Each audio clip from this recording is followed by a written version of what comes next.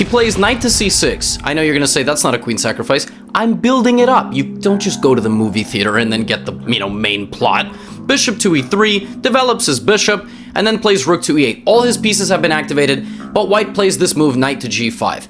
Removing the knight out of danger, and here bishop d5 check is coming with the idea to jump in with the knight, and you can't deal with these pieces. Rook takes bishop. You're gonna say, Levy, that's a sacrifice of a rook. And I'm gonna say, no, please be patient. Bishop to d5 check, king h8. Remember this? Yeah, he just took it.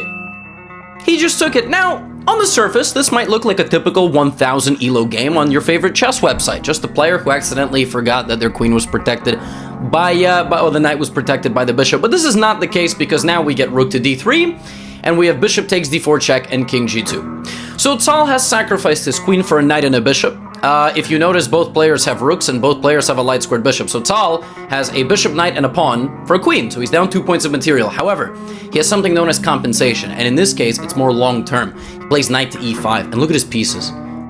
The just fundamental understanding that you don't need the royalty on the board. That this bishop is a target for this knight going back.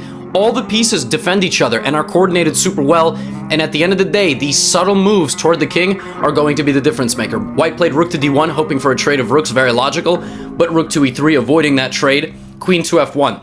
And now we got bishop to e4 check, king to h3, and rook f3. The subtle shuffling of this rook to constantly attack the queen and attack the other pieces, and you'll notice that if the queen sacrifices itself, I'm just going to protect my bishop, and this endgame will be winning.